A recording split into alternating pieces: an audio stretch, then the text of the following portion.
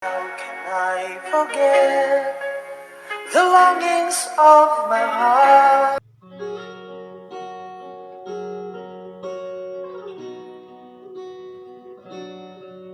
Assalamualaikum, salam sejahtera. Terima kasih atas kehadiran rekan-rekan semuanya. Semoga sehat selalu. Bismillahirrahmanirrahim. Alhamdulillahirrahmanirrahim. Allahumma salli ala Muhammad wa ala alihi wa sahbihi wasallim. Rabbi shrah li sadri wa yassir li amri wahlul 'uqdatam min lisani yafqahu qawli. Terkait tentang pembahasan mengenai work stress atau stres kerja, kemudian rekan-rekan berdiskusi dalam FGDs mengenai burnout. Sehingga ada pertanyaan, bagaimana burnout yang terjadi di Denmark? Oke, burnout dulu. Burnout is a state of physical and emotional exhaustion. Jadi betul-betul lelah yang lebih berat daripada kita menyebutnya sebagai stres kerja. Jadi ketika seseorang mengalami burnout, kalau memang disebut itu burnout, sebagai contohnya dia merasakan setelah bekerja atau di sela waktu kerja ada minimal 5 symptoms, rekan-rekan. Ada 5 symptoms, yaitu feeling tired, very tired. Jadi secara fisik dan mental, emosionalnya juga merasakan kelelahan, and drained most of the time. Jadi hampir di seluruh atau sepanjang waktu kerja.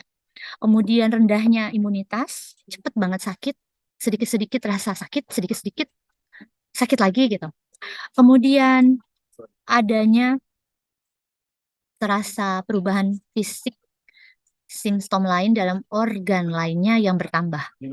Frequent illness, adanya side effect yang berterusan dari burnout tersebut, kemudian sering kali mengalami sakit kepala yang sangat berat, kemudian adanya situasi pegal-pegal atau otot-otot itu terasa lemas. Kemudian lagi bisa saja mengalami rasa tidak enak, tidak selera makan, atau berubahnya situasi dalam kebiasaan makan, bisa jadi malah bertambah banyak makan, kemudian terganggu waktu tidur. Sedangkan di Denmark ini, apabila tidak sampai burnout, apabila terjadi stres kerja, uh, sekitar bisa terlihat tanpa jelas itu sekitar 3 bulan. Dan sebelum 3 bulan pun sudah banyak karyawan yang kemudian berkonsultasi kepada pihak atau bagian khusus dari office untuk kemudian diberikan fasilitas dalam mengatasi stres kerja. Jadi tidak sampai burnout ya.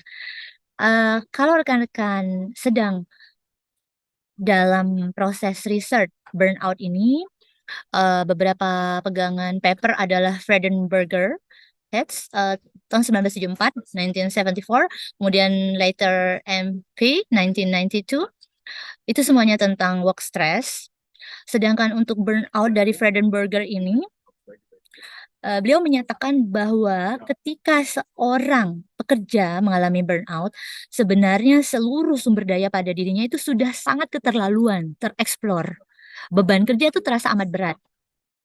Jadi tentu saja mempengaruhi kesehatan fisik dan mental. Bahkan biasanya kalau tanda awal stres kerja itu rekan-rekan ketika ada penelitian yang sudah penelitian terdahulu yang kemudian saya dan rekan-rekan juga lakukan, bahwa dalam suasana stres kerja ternyata dari karyawan merasakan adanya perubahan kebiasaan dalam berkomunikasi dengan anggota keluarga atau dengan hubungan dengan rekan sejawat atau dengan teman-teman atau hubungan asmara atau relationship spesialnya, maka work stress yang bertambah-tambah itu kemudian menjadi burnout.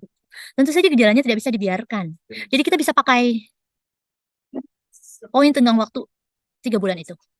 Apabila 3 bulan itu masih terjadi stres kerja dan kemudian semakin menjadi-jadi, tubuh sakit-sakit, cepat lemas, cepat lelah sepanjang waktu dalam bekerja walaupun tidak banyak kerjaan, bisa jadi disebabkan stres kerja. Itu juga ada di Annual Review of Psychology dari Letter MP juga, et al. 2001.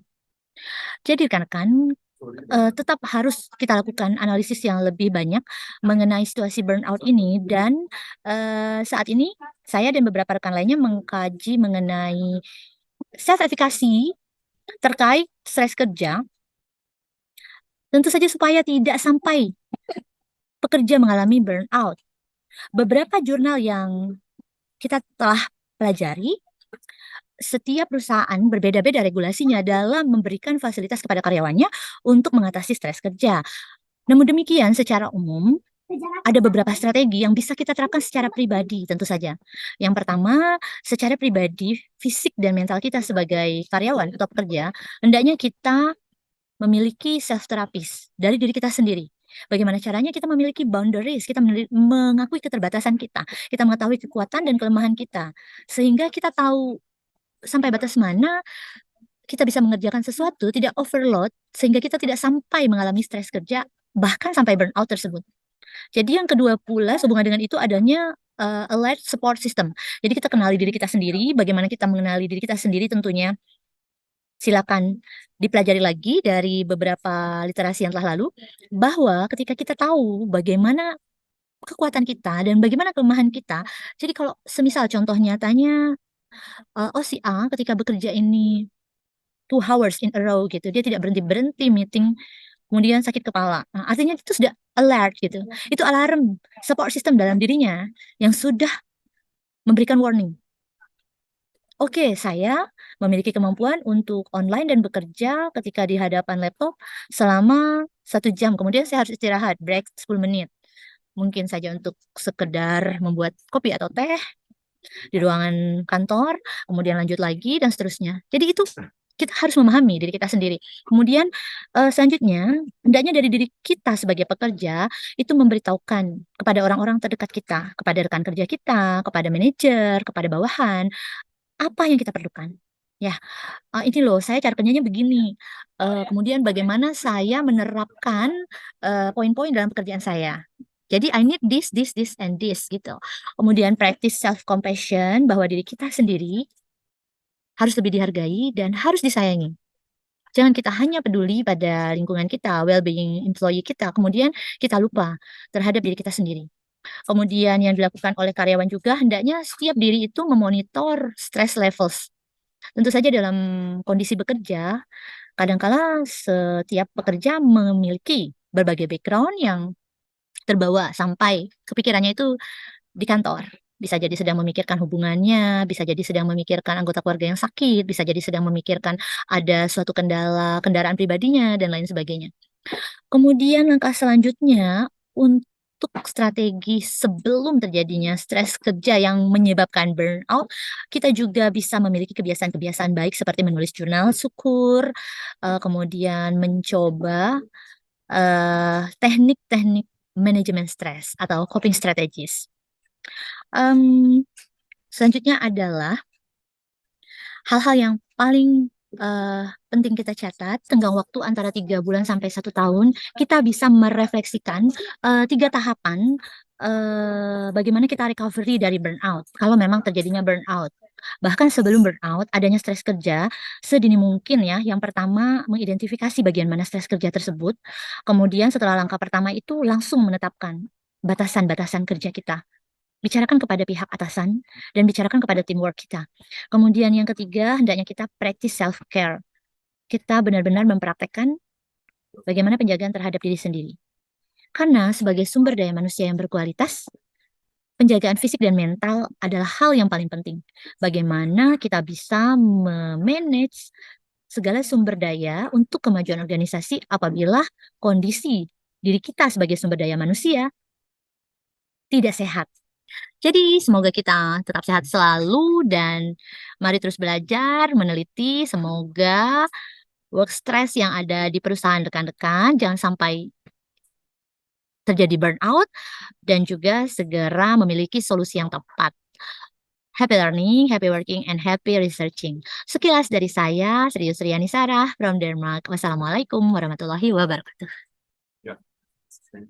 How can I forget the longings of my heart? It's you. There are exams in life that make us stronger, passionate, and talk. Let's getting better every day and loving ourselves. Stay healthy, my friends, and take care. Though I wish I really could See you around. just care for you. You are the reason, the seasons of my life